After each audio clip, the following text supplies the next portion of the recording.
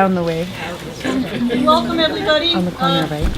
Get started. Sorry we're a little bit late there. I just had a very persistent reporter that I knew wasn't going to go away, so I just apologize for that. My name's Frances Micah, and I've been doing the public information throughout this week since May 6th through the Emergency Operations Center, and we've got a number of different people here, and I'll let them introduce themselves in a minute. I was just going to mention a couple things. I don't know, probably got a few more people showing up. We had a couple meetings yesterday. We had one in North Rockall, we had one in South Rockall. We had a fairly good turnout for both.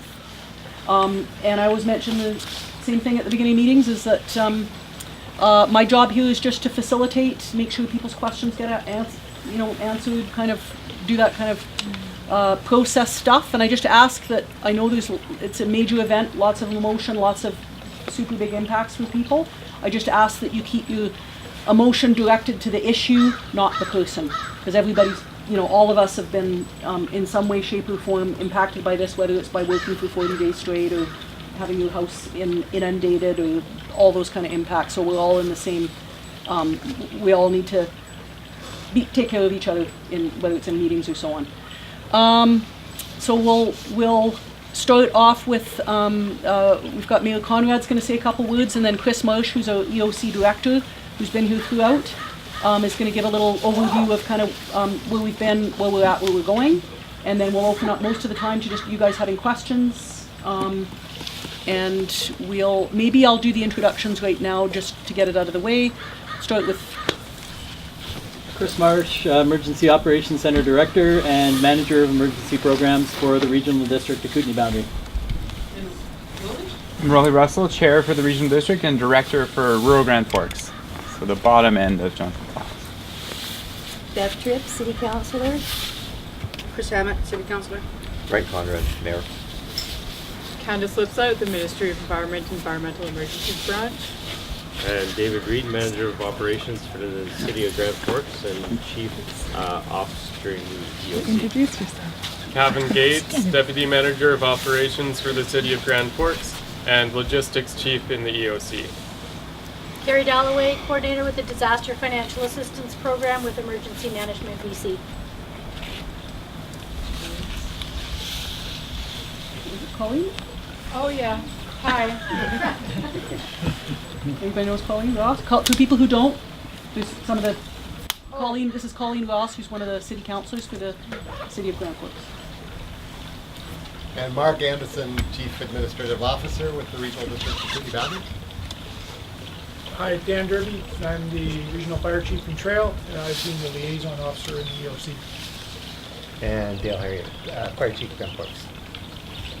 Jim, Canadian Red Cross Safety and Wellbeing lead for this time. I'll be here for 1 week. Mike Templeton, I am the Ops Manager at the Resiliency Assistance Center here in town, so with the Red Cross.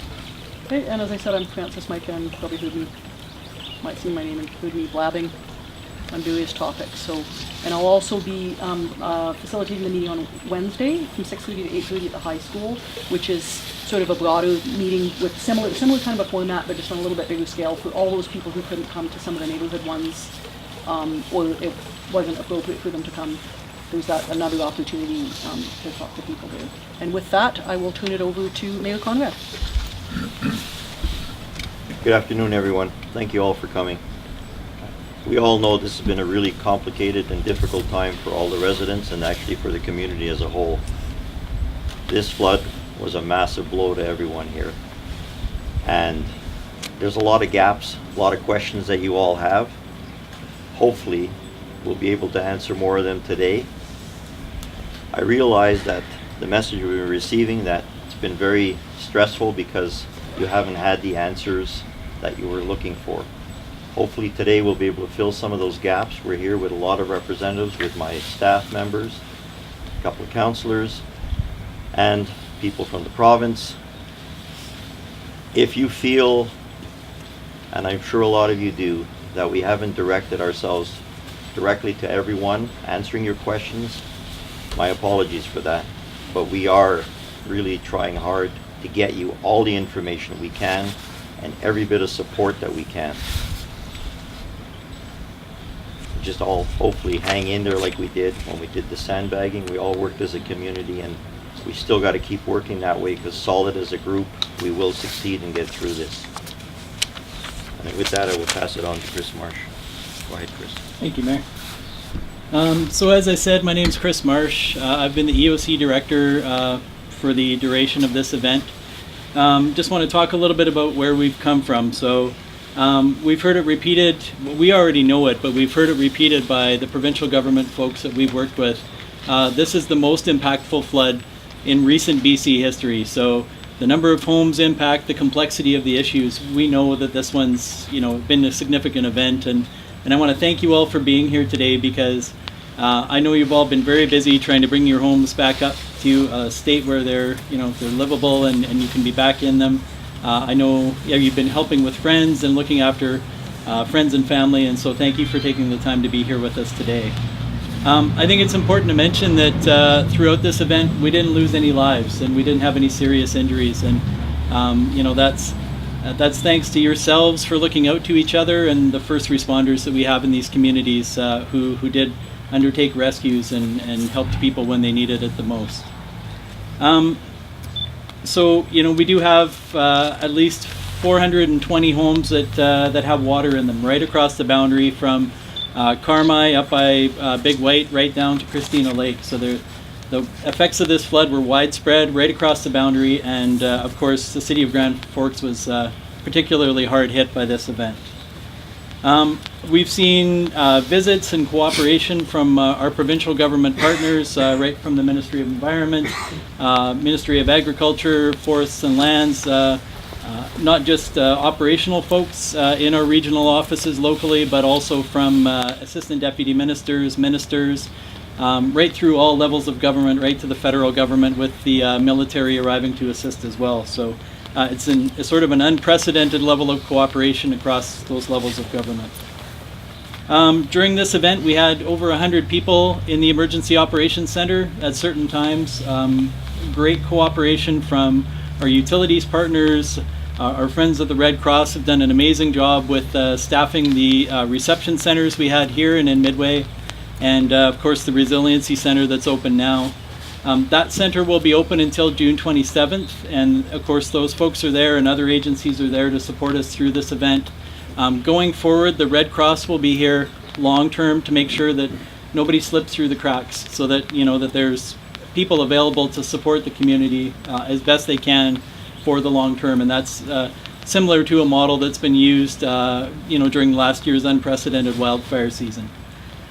So where we're at now, so early last week we hired a recovery manager, a community recovery person that will help us move through the next stages of this event. So the Emergency Operations Center is really built around the response and life safety and things like that, and recovery is a much longer and much more complex process, and so we want to make sure that we've adequately resourced for that. So the recovery manager, the initial things that he or she does is to put together a recovery team, so looking at the 4 different pillars of recovery, making sure that we're paying attention to things like economic recovery, recovery for the residents, recovery so that we understand what's happened with the river and how things have changed, and how do we best address that and protect ourselves going forward.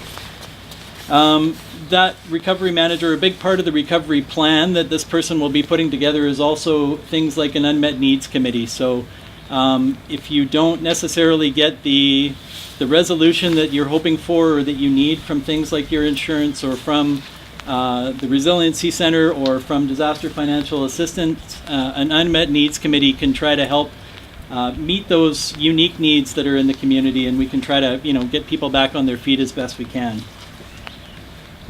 So just in the last couple days, we've met with some high-level officials from the provincial government. Just on Thursday, we asked for another $300,000 of funding to support various initiatives from the provincial government. That's all been approved. That's in addition to over $8 million in direct response costs that we've asked the provincial government to help us with, and that's things like the debris management program, helping with the tipping fees at the landfill, the Resiliency Center, the cost to support those sorts of things. So this is a major event. We have no doubt that it'll cost $15 to $25 million to recover from this event, and going forward, those requests won't become any less. They'll continue, and it'll be things to look at, hydrological risk assessments for the river and flood protection works, making sure the works that are present right now are repaired and ready for next year, and going forward that we have an idea of what those things look like, so that we can make sure that everyone's protected as best we can. So with that, we'll turn it over to questions and comments. Do you believe that things can be done to protect the Johnson Flats area so we don't face another flood like this or bigger for next year? I mean, that's a challenging one to deal with. So, person asked if we can do things to make sure that Johnson's Flats is protected. So there's always challenges with those sorts of things. And so this hydrological risk assessment really will look at how the rivers change through this event and where it's safe and necessary to implement those flood control measures. The thing of it is, we can't put berms and dikes around everything, because when we change things and we make the floods that much more severe. So it has to be an engineered approach, but certainly, I mean, we'll be looking at things as far as preparedness to try to mitigate things going forward.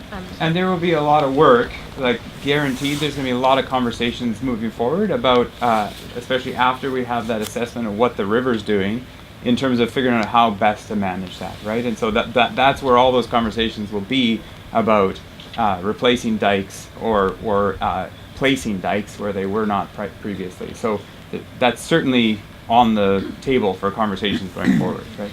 Is that assessment being done now, or? So we just got funding approval on Friday. We have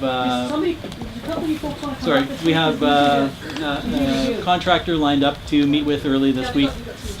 Our goal is to make sure that we fast track these things as quick as we can, because we know that things have been damaged, and we want to make sure that we're ready for next spring as best we can be. That being said, these studies and the works to implement them, they typically do take a long time. So, okay. As far as the Johnson Flats area here, we created that dike. Mm-hmm. We don't know for sure if it's right, wrong, or otherwise. We don't know.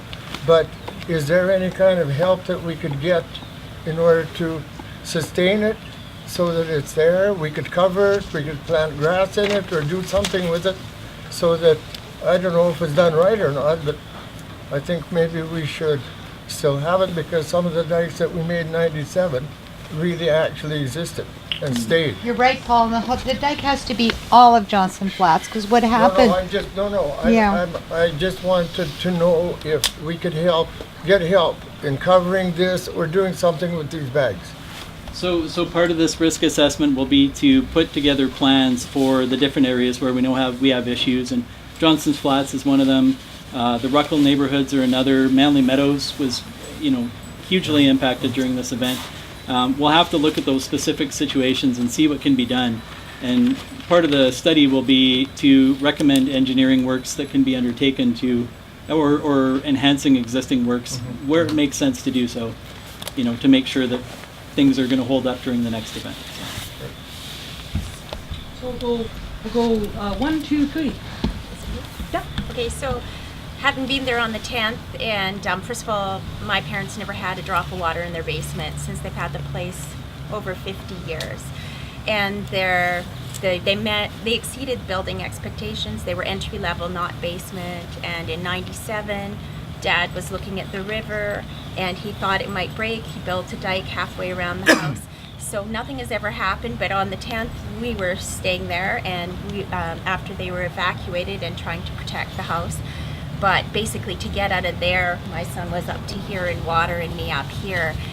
It's quite an impactful thing, and I wonder about, can it happen again? So I wonder about how we make wise decisions in the community here about where we put our money and what kind of support is possible. So we kind of need to work with that study and to make personal decisions as well.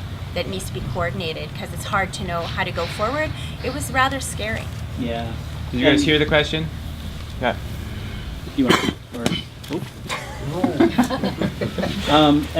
and certainly, I mean, this event was it was a huge event. 60 centimeters or 2 feet over the 1948 flood level. So, like a 10 centimeter or 3-inch rise over that 1948 level would have been a significantly serious flood, and so 2 feet over that was absolutely catastrophic. So it was, in some places locally, it was more than a 200-year flood, which doesn't mean that we get those floods every 200 years, but it means the severity of it. But we have a river system that's had significant floods 2 years in a row, so it's really hard to give those assurances that it won't happen again. And the best thing we can do is make sure that we're prepared as well as we can for the next one. And it's a really good question about making good choices, right? And that's what we're trying to, that's the catch-22 here, is making sure we have the right information to make good choices with the resourcing that we have. Because right now the province is really supportive in terms of helping us navigate through this, but it's also, we don't have the information at this point about how the river's behaving even to know how best to allocate those resources. And so that's happening. And there's a lot of receptivity at the provincial level to say, yeah, we'll support you as soon as you tell us, as local government, you tell us what you need. But we have to figure out how to do that intelligently, right? In your research, is logging being looked at as well as a possibility affecting the melt? Is it being examined as one of the factors? Not specifically in that sense, but the people that we retain as professional engineers and those sorts of folks, they're well versed in the effects of logging and the watershed itself. So I mean, as I saw it. Yeah. We're working on in the autumn having like a symposium around forestry issues, and that's certainly one of the that would be one of the topics at that. There's people that are studying that, but the question of whether or not they're studying that for the impacts on our particular watershed right now, I don't know that. Okay, that's important because if the logging is affecting the melt, and we know that looking at the stats of the last 100 years or so, things have changed in how the water melts. It melts in a larger amount sooner rather than gradually spring, summer, right?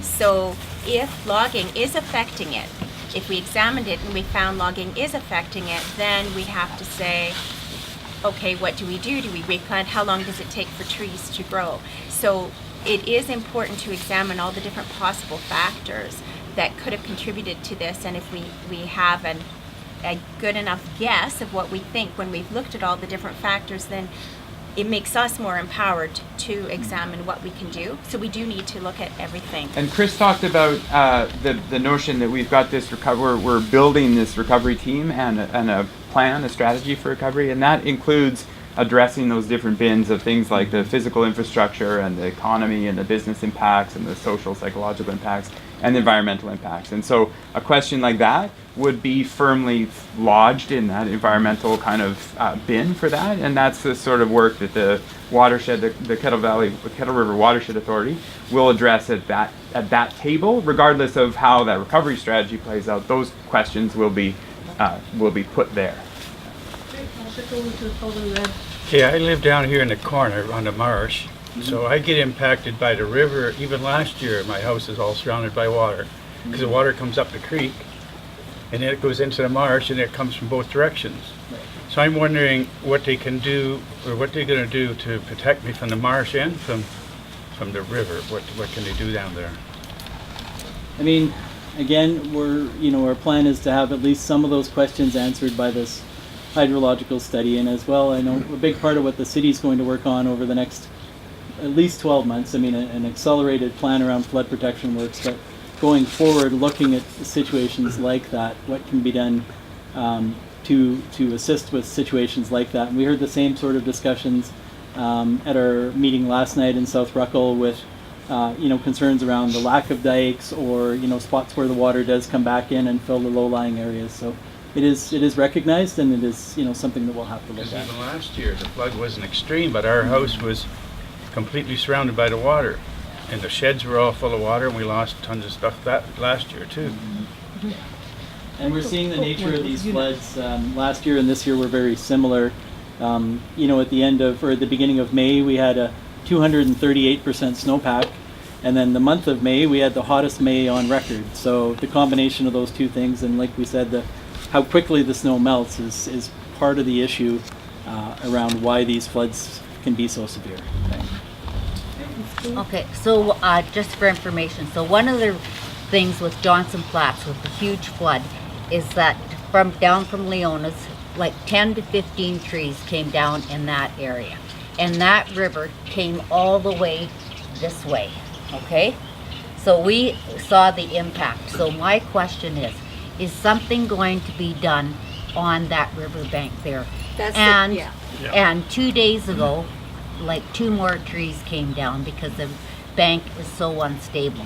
Now we've walked through that area. Johnson Flats, if that is not fixed, Johnson Flats will definitely flood again next year, because all it does, the river just needs to come not even to a normal level, and it will cascade over those banks. Now it flooded our shed twice. It came right through there. It flooded out, and that part was sandbagged by forestry from last year. That's actually a bisection of rivers. It is scary. It's our section, yeah. It is. And I've lost probably 10 or 15 meters of riverbank, like a width of this year. And the all trees. the trees that were there before are gone. And yeah, it is. And the river seems to have dropped.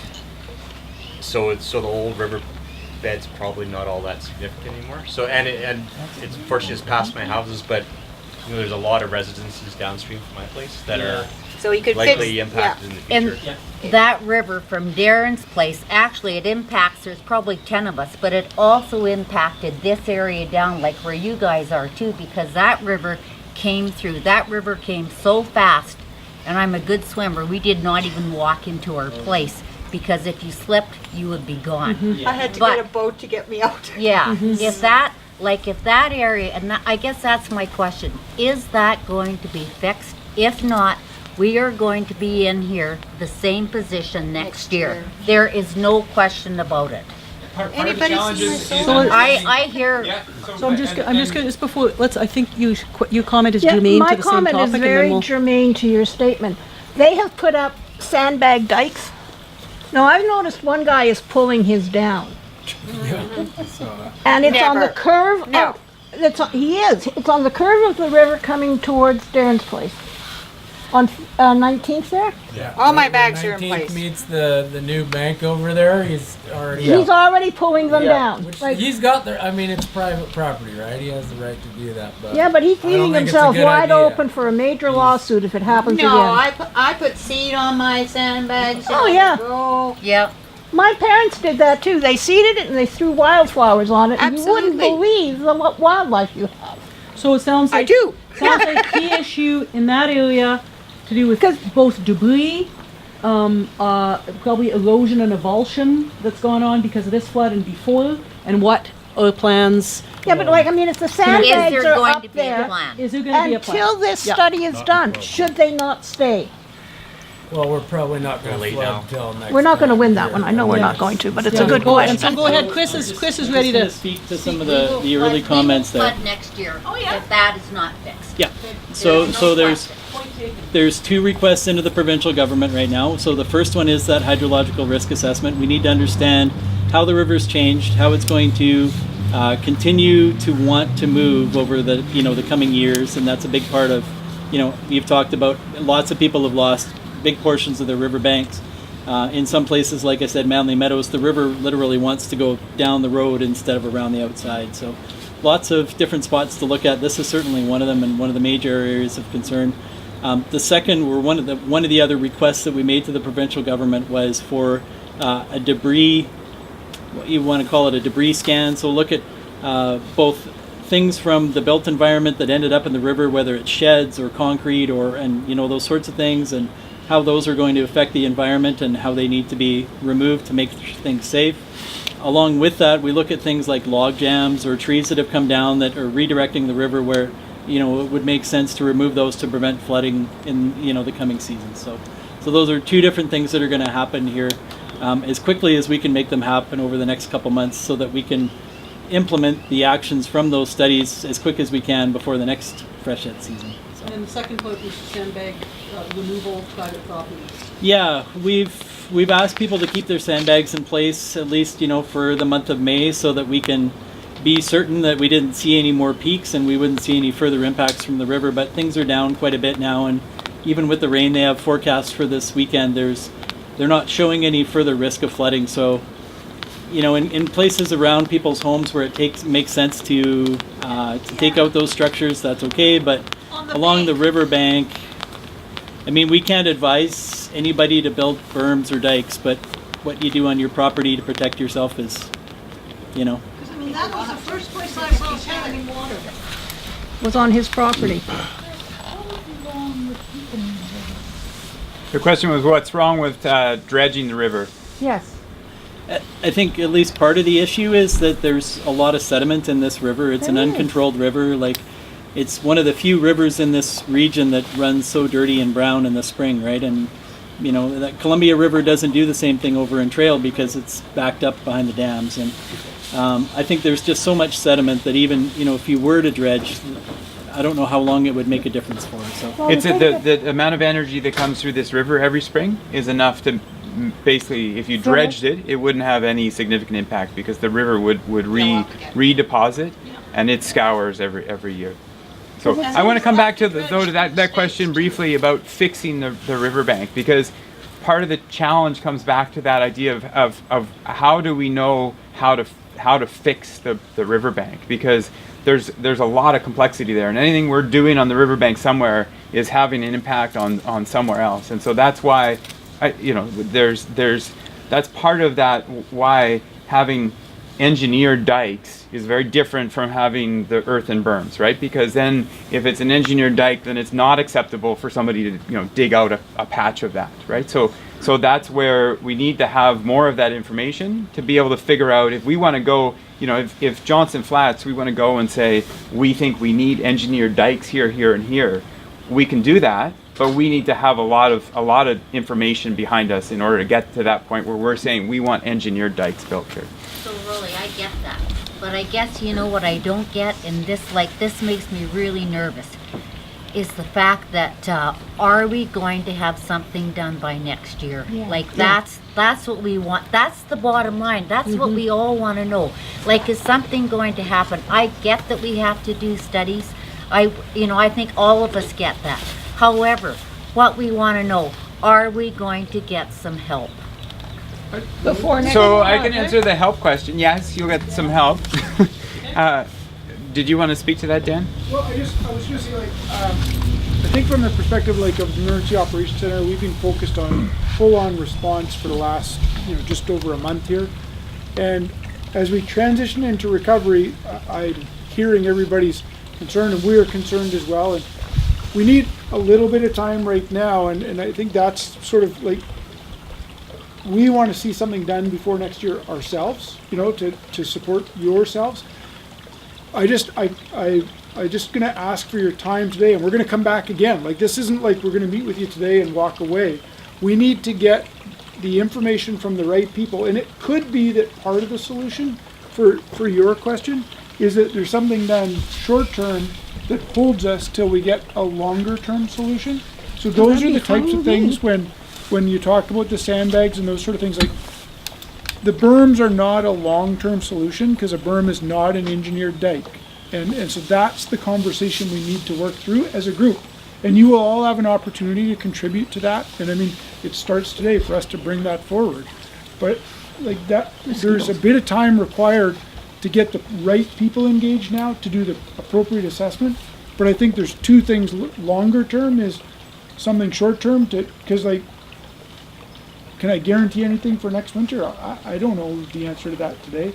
But can we get creative to try and put some temporary and that sort of thing? I think that's where we can do something for next year. That's what we've done at Johnson Flats here. I mean, we put that dike in only because we had to save ourselves. But is it engineered? By no means.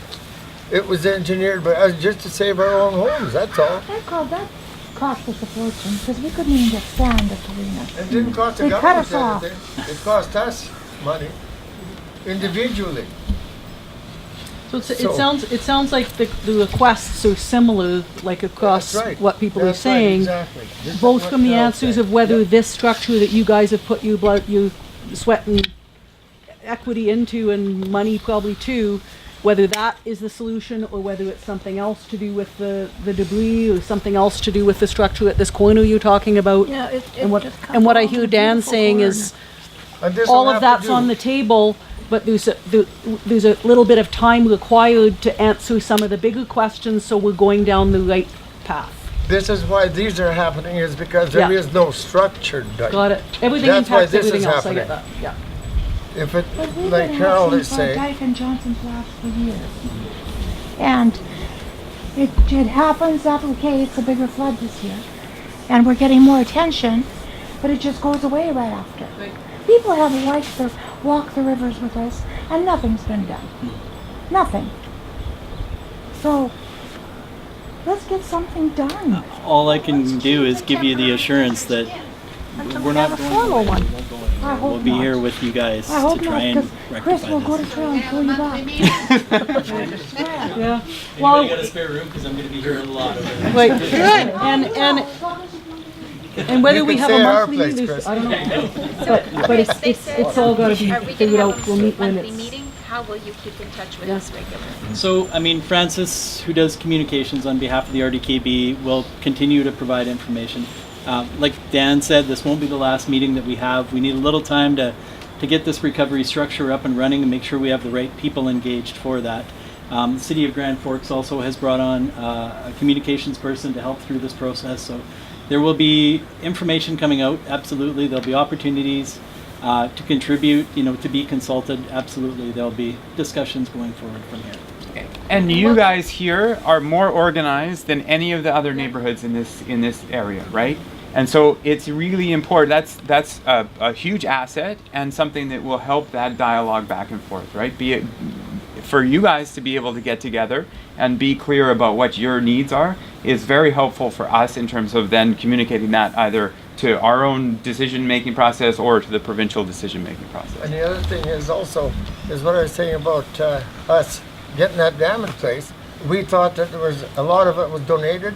We owe over $600 because people brought dirt over that we have to pay for. We didn't know about that.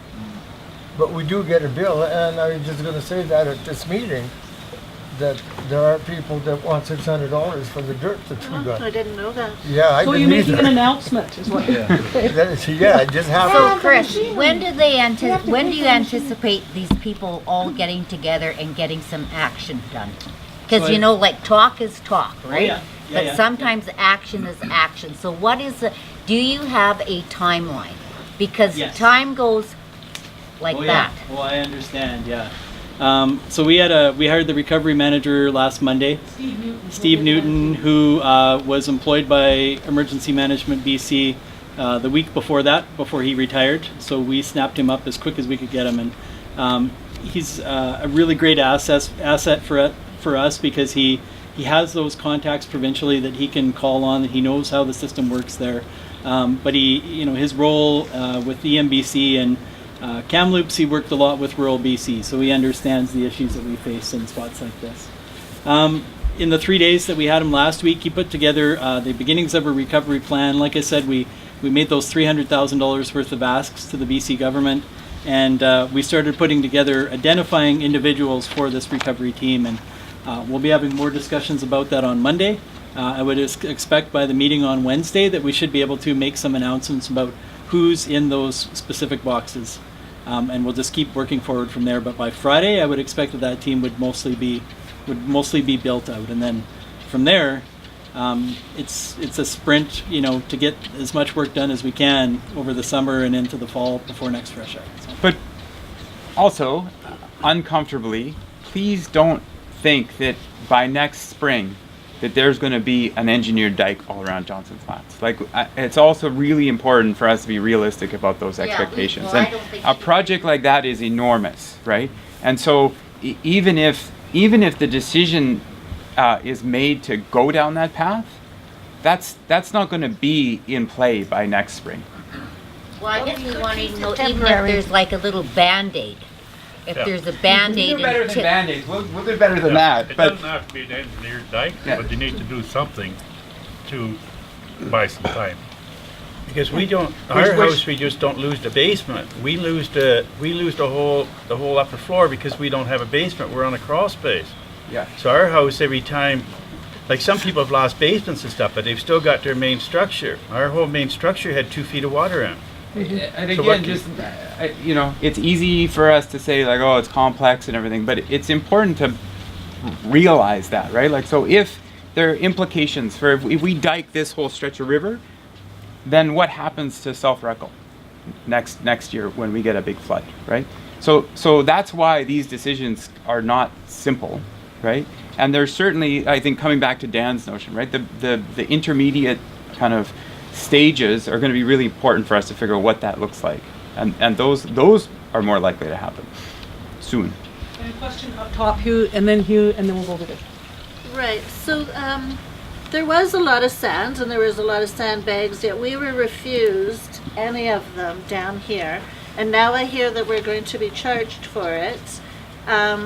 So I guess I have 2 questions. Why were we refused any sand or any help whatsoever? And is somebody else going to pay for this sand that was given free throughout? So the provincial government has been really clear with us this year that we're not able to deliver sand to local residents or to reimburse for that. Like they won't pay for those costs. And so they encouraged us to have central locations where people could pick up sand and sandbags. We did have 11 locations across the boundary where people could do that. I'm not sure about the sandbags. I know the city of Grand Forks did the best they could to keep the supply of sandbags at the arena, which is probably the closest spot for you, stocked. But it was a challenge at times because there was so much going on there. So. Well, I think there was a point that there was a whole flatbed ready to come down here. They were stopped and told they can't come. I'm not aware of that. They couldn't. That was because of the road. Yeah, that was from the church, and they couldn't No, do the the road corner. was too soft. They didn't trust that the truck wouldn't sink. Right, but they could come around Not that way, no. The road was too soft. I picked Even up then? several pallets when the semi was up here. Yeah. You just had to drive your pickup up there and they throw in a couple pallets. No, they were afraid that semi with the double Would deck sink down here. would sink, and And they were volunteers and they didn't want to stay here forever. and they didn't want to lose their truck. So we had question this side and then over this way. Who was it now? Actually, just a comment on this patch sandbagging. If we patch this dike, what if it breaks over there and fills this whole area up? We're going to be off 10 times worse than if the river has its flow, right? Yeah. So, So it's just a comment. and I think that feeds into what Rolly was mentioning about the complexities and the doing one thing here impacting another thing there, and that's all. And we have to remember the groundwater that's in this area as we build the solution. You know that the berms are one thing, but groundwater is another issue that needs to be Mhm. considered in the long-term solution. What comes from underneath. Which is a huge issue because of the marsh behind us, so we're kind of pinched. There's, I guess, a political or question. I'm just wondering if there's been any talk about changing building code or bylaws for floodplain development in the future within the city or regional district, and how that may change depending on what the hydrological study talks about, or possibly purchasing private properties if they recommend that could be sequestered for water storage or something that benefits everybody down the road. That kind of thinking outside the box a little bit there. You want to take it? Besides I can. just the hardware If you want to dikes start, and I stuff can. like Sure. that. Yeah. So right now there is a floodplain bylaw within the city of Grand Forks, and it lays out a few cautions, a few parameters for developing in the floodplain.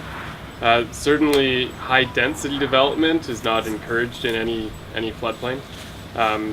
So that would be the bylaw that would have to change. It's not like there aren't any edits in the wings right now on it.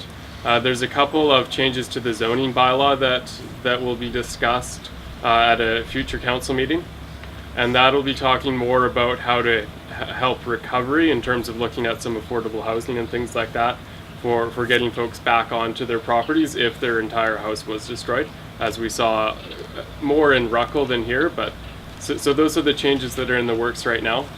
And then moving forward, Like there's been nothing put forward yet, but certainly behind the scenes, lots of discussion about appropriate areas to build and areas where this just keeps happening over and over and over again. But nothing has come out of that discussion yet. And so to answer your question about the floodplain, so this event will change that 200-year floodplain. Those, like that study and work that's being done at the province will change that level likely. One of the things that's happened over the past week is we've hired a surveyor to go around to a number of spots in the community and as well out at Christina Lake and throughout the boundary to make sure that we accurately record where those levels were. One of the things that we saw downtown was because the Granby River and the Kettle River both came up at the same time to these record high levels, the impacts for the downtown area in Grand Forks were very, very severe compared to, for example, down in Carson. They were not quite what we expected they would be. So some surprises out of this event as well, and it'll just go on to further our understanding of how the flood impacts look in this area. Just further to that, our current floodplain mapping, and we've got a similar floodplain bylaw for the regional district that applies throughout the region. The floodplain mapping is based on mapping that was provided to us through a federal provincial floodplain mapping program in the early 90s. And over the last few years, we've been looking at ways of getting that updated. The silver lining to this is I think we're going to get a lot of that funded through the provincial government, new mapping. And given this past event, it's pretty much guaranteed that flood construction elevation and the extent of the floodplain is going to change on those floodplain maps and the floodplain bylaw as a result. So the ultimate result of that is people will have to build higher. The underside of their habitable floor space will have to be higher as a result of this event. Is there any word on, I guess you guys may not have this issue, but the insurance issues around that kind of thing and floodplain and whether that's going to be standardized, or has the province in any way stepped in to regulate that? I mean, earlier this year, everybody got, or some people did and some people didn't, got, a letter from your insurance company offering overland flood protection and almost, and you didn't get one and some people did, and, it was Emergency Management BC. Mine came with a letter from EMBC saying, we're monitoring this situation, but if you disregard this letter and don't take this flood insurance, you may have a problem getting DFA. How is insurance and home insurance regulated by the province? Where's Kelly can speak to that. Yeah, so just with regards to the insurance, we know that it's a new market. The target is shifting daily with that. So what we're doing at EMBC is just ensuring that anybody who actually declined overland flood insurance, so if your broker just ticked a box that says, no, you didn't purchase it, we're going to go back to you as an applicant and say, can you get an official letter from your insurer that says you consciously declined this coverage? So that's one piece of it. The other piece is Wednesday night at the meeting in Grand Forks, the representative from the Insurance Bureau of Canada is going to be there to talk about the broader insurance, overland flood insurance issue. So if there are questions, I would encourage you to come out and ask some questions. And I think they're going to be in someone's going to be again on June. Yeah, Aaron Sutherland will be here, but they are going to have a representative specifically at the meeting. So bring forth your insurance questions for that. We'll all know the answers. I don't think any of us know anything about that right now. Yeah, some of us are getting in trouble with that. And our insurance company keeps sending us letters about how much damage we got. I asked them if we had flood insurance, and they said no.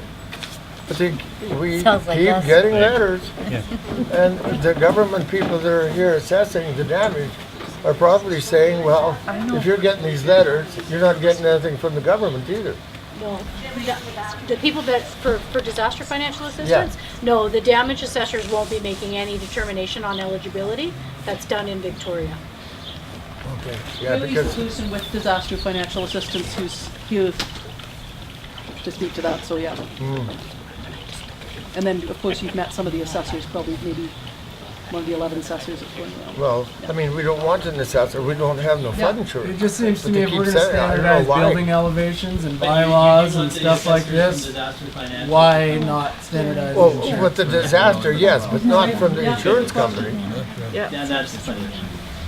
I have a question. Sure. They said the building would change. What about the existing buildings that are all in place here?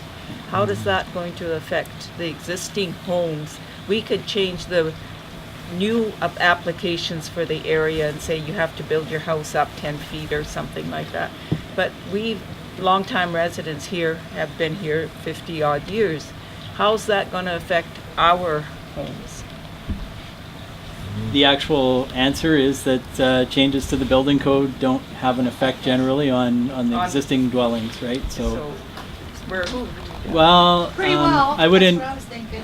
I would encourage you to you know, and part of this process I think will be to make sure that folks like yourselves have information about how you can better protect existing dwellings. So whether that's building some sort of structure around your home that can help, you know, same thing that we're sort of talking for the downtown Grand Forks area to be there so that it's not a dike, it's not a 25-foot high structure, but there's something there that we can work with when the floods do come that we can, you know, try to protect as much as we can. So And what is your preference? You say you're hooped, but I don't understand. I don't know, like clarify what you would prefer. Well, I'm just saying they change the building code applications for different restrictions in that. But how about all the existing homes that are in the area? That was my concern. There's not going to be any changes there. They're not going to tell us that we have to lift our houses another 10 feet or something like that to avoid flooding. But there will more than likely be recommendations get in that that new verbiage, building we code which will wouldn't have advise to you how worry to or proceed in whatever. situations like that. There always is recommendations and options. The groundwater isn't the same as the river. No. Washed my fence down to two neighbors, 2 acres down. You know, you got my fence in your place. Probably, you know, That's what got under me, guys. groundwater we can work with. If we're gonna ask, hey, if we're gonna ask questions, let's listen to the answers. Yeah. Well, and I just, thank you.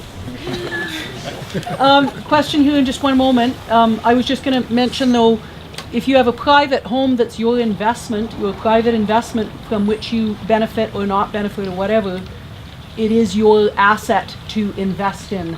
And if that increasing the value of that investment may include following some recommendations about changing your structure so somebody else would also want it, given where you live.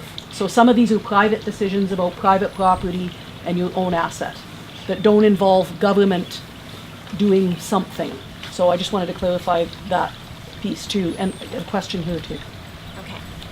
We don't know why this happened exactly, and it could be logging, could be other different things, right? But we have to deal with it. So say there are recommendations for properties, could our local government advocate for some kind of grants to be available for people to try to do things on their properties in addition to projects? it's typically really difficult there aren't generally grant opportunities for private properties. There's more grant opportunities to make changes on a community level that, you know, would benefit the greater community. So yeah, I mean, there have been homeowner grants in the past, not necessarily for flooding, for other things, but I think that might be very challenging. So Could we get help to pay for our dike? I think it'll be part of that study will be recommendations around how to best protect the community of Johnson Flats. So. Yeah, well, he wants it next week, so I guess we won't wait. Okay, good Keep your receipt. Quick decisions, and up here. What do you? What are some of the things you're talking about when you're talking about structural improvements? I don't get. Like, can you give us some examples of that? Yeah, I mean, Dave, do you want to talk about some of the things that the city would look at? Or, sorry, put you on the spot. No, that's we haven't heard from Dave yet. I know. I was trying to be in the corner today, but no, the city sustained substantial loss in this event too.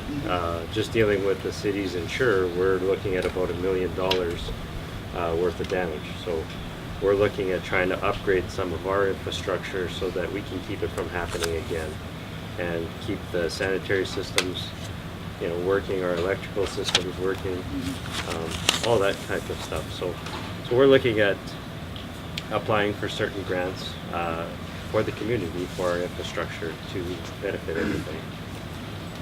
And part of the distinction, maybe to help is like the infrastructure is just everything that's built too, right? So when I'm talking about infrastructure, and that includes private property where people are trying to rebuild their homes and everything else, right? It includes the conversations about dikes because those are built pieces, right? As opposed to things like the riparian area and trees that are gone and trying to revegetate those areas so next year they don't erode so quickly, right? So that's the part of that infrastructure conversation is just related to anything that we're building as opposed to other aspects of recovery. And it can, oh sorry. And structurally speaking, if you're referring to houses, is that what you're referring to? Well, structurally, more than likely, if it comes down from the province and the new building codes or acts, like I said earlier, there'll be recommendations. So I'll give you a quick example. If it's required, they will maybe recommend, in your case, to raise your house a bit off your foundation. And if, again, who's going to fund that? There's no knowledge on that yet. But if there's enough citizens involved in it, the province may look at that aspect, saying, feasibly speaking, we will give grants or something to homeowners. Right? There's been homeowner grants for insulation projects, so as you're well aware of that. So if there's an area encompassed where there's, let's say, 15, 20 residences, there's that possibility. No guarantees, but there's that possibility. But the recommendation will be there that you're able to lift your house, whatever costs, and who knows who will absorb that. I can see that. Which would be great, eh? Well, we're at 3 o'clock, but we started 9 minutes late. So we have 9 minutes. You have a nine more minutes at least, and yeah. And is there anyone who hasn't asked something? You've just been waiting for sort of a pause and things that you have a comment or question you want to make, or just. I have just a quick one. Yeah. So what's your timeline for your assessment? Do you have a timeline? Looking at me, I don't know, but I will look around. Assess the assessment of the watershed. Yeah. That level, the big high level one. The higher level. Yeah. So, City of Grand Forks just kicked off a flood hazard study here, or flood assessment study, 3 days before the flood happened. So, that work continues. Unfortunately, it didn't inform anything in this event, but traditionally those studies take like 8 or 10 months. Our goal, and when we work with our provincial partners, we'll be pushing hard to make sure that those sorts of things are accelerated, right? Because we don't have 8 to 10 months, to start making decisions. And then when we look at things like the permitting process to do works through the provincial government, it takes 4 months to get approval. It takes months to get engineering works. I mean, our intent is to move this along as quick as we can. So, and that's part of what the recovery team will do. We'll keep that continual pressure on those projects to make sure that they're proceeding. We don't intend to take a month off to wait for anybody. So we'll go over here and then back to you. So this is related to the commitment you've made to keep the lines of communication open. Mm-hmm. Would you be willing to collect our email addresses and regularly update us so it's easier for us to know what developments are happening regarding studies or anything, and to ask us for involvement that way? Yeah, and that was something that we started. We handed out cards at the meetings yesterday. I don't believe we. I don't have the cards Yeah. today. I'm just trying to think of the best way to do this is if you guys are pretty organized. If somebody's willing to put together, it's up to you how you do. You can just email me on the website. I'm there, Francis Micah. You can just email me, and I will have your email if you want to do it that way. Or if somebody in the community wants to put together a list and email me the list, we can get it that way. Whatever works for you guys is good. Are you on the Johnson Flats? My parents are here, so I'm helping them. Soon, we will have, when I get back to my other job, my regular job, when I'm done with the stuff here for a little bit, I'm working on, you guys have undoubtedly noticed our website is not that easy to use, and it's hard to see on a phone. We know that. And so we're making changes, and my goal is to have some kind of a thing where people can actually subscribe to information on the website, so that, let's say if we had like a boundary flood incident, you can subscribe to get all the updates on that. So that's coming. I'm just letting you know this is on my mind. Thanks. Question? Yeah, oh, sorry, I missed you. Go ahead. It's for DFA. I had phoned over 3 weeks ago. I have yet to get a call back. Is there going to, when does the DFA call, or will they come and inspect my home? Yeah, so that we are in Victoria inundated with applications right now. Sure. Unfortunately, we're probably pushing up about 500, so we are a bit backlogged in getting the applications into the system. When did you send Over your 3 weeks ago, yeah. Okay, when it so let me first take your name and number and do a check on that, just in case some are fault. I mean, we're not perfect. We do make mistakes. Some may fall through the cracks, like I say. So I'll follow up with you after if I could. And I did notice if people phone the 1-888 number, you can leave a message and you get a call back. I've left about 5 messages. You've left 5 messages. Well, I'd say you've That's pretty well why got when that I covered. saw a lady, I'm like, Yeah. But when So- you call that number, you get a girl there and she says, we're overloaded, I don't know when it's gonna happen. Okay, well, then Kelly is probably the best person to contact, and it sounds like they're So I just overloaded. phoned on Friday and she Yeah. says, well, I don't know. Oh, I It's phoned so long busy. time. I phoned You numerous just have times. to wait, sort of thing, so you can't get any information by phoning that 888 number. Okay, that's Yeah. good to know, because I've been telling people to phone it. Don't. A lot of anything that resembles dikes around here, dike-like berms, anything like that, has all been really haphazard and tossed together at times when there's been flooding in 1997, Paul's mentioned. Has there ever been anything that looked like an actual engineering kind of plan for diking over the in the history of this? I This is don't just the know new- specifically for Johnson Flats. Perhaps you guys know. No, I've never seen any old drawings or anything for diking in Johnson Flats. Well, we know how to do it. We'll continue. Just like get an excavator, Not a pile dirt. problem. You can check out, there's an aerial photograph of this, of city, or yeah, pretty much the entire city of Grand Forks at the museum from 1952 or something like that. And there's not really any diking in that whole photograph. No, they just lived with it. Yeah. Well, there's few people living in Yeah. areas with on the floodplain, right? So, Well, this whole area used to be an asparagus farm. right? Yep.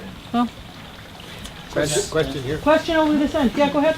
We live on the other end over here, on Yep. the flats, where I worked on the berm, and my concern is my neighbors, Fred's there, because that's where the people have been down there, the higher ups, because if the river lets go there, it'll just flood the whole bottom end here. I can't be doing that every year, putting up 8,000 bags. Do you take them down every year? It's not my property, it's Oh, his it's not. property. It's not your property. That's who I was I- talking about. Okay. Okay. Yeah, Yeah, he's taking them They've down. been over there, it's been a concern, it broke once, something Yeah. that the city fixed last year on the end of the berm, it broke.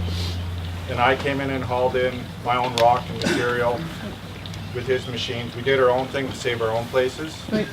Right, we can't, we can't do that every year, and he's taken, I can't do anything, that's his, he's 91, that's his property, but I know which property you you're know talking exactly about. which one I'm And talking about. and that actually came up in discussion here. I didn't know there was a meeting, I was just Oh, driving okay. by, I would have been There you there go. too. Yeah, so we there was a lot of people who had similar kind of Mm-hmm. concerns and comments.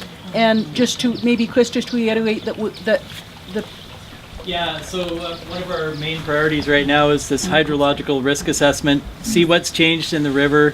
Obviously we have areas that we're very concerned about. Johnson Flats is one of them, Manly Meadows, the Ruckle neighborhoods, and then to put together a plan for those locations. Our goal, of course, is to make things as safe as we can for everybody involved. So, I mean, that's an obvious concern that we've identified, and you echo the same concerns. So. We're just not trying to save our house, we're trying, everyone on the bottom end, if it goes Yeah. there, it's a done deal, right? And that's something My we dike talked went about, and that came up. the actions of one homeowner affects everybody else around them, right? So, yeah. It's just, like I said, not trying to save my place, I'm trying to, like everyone, yeah. And I can't listen to my wife say, I wanna move every time. Well, thank you, Dennis. For doing that for all of us. So maybe with that, because we've come full circle to one of the earlier kind of questions, we'll call that a Saturday afternoon 9 meeting. minutes is up. Race is gonna run pretty soon, I gotta go home. Oh, one more. We'll end. Francis, before everybody leaves, I passed around a clipboard with paper. Everybody's saw putting that. their email address on. Good, So thank you. if people could just put it on before they leave. Yeah. Thank you. And if I get any bounce back, I'll email someone who's didn't, so I can get the like. Sometimes I misread those when people write them down. Yeah. Okay. I got two things I guess I would Oh, say go then. ahead. Just briefly, gratitude to you guys from Johnson Flats, because particularly again the notion last year that you had that flood event last year that hit you guys pretty hard. You got very well organized after that, and that is a huge benefit in terms of the resiliency of the community, and so thank you for that. The other little piece of gratitude is for all the people with the vests on around here who have been working a very, very long time to help try to keep us all safe and to minimize the amount of damage, and they've done a remarkably good job, so thank you. So in closing, I'd like to thank everyone for coming today, and one thing that I must mention, the clarity of your requests and concerns. I was very impressed how well organized this group is, and I recommend you keep up that kind of working together, because it sure makes our work much easier to help you guys out. So I applaud you for that. We don't want to make it too easy for you. Definitely not. Okay, thank you, But you everybody. know what, a united group, if we all work together, we will get this done. I hope everybody has a Thank good you rest of your again. weekend.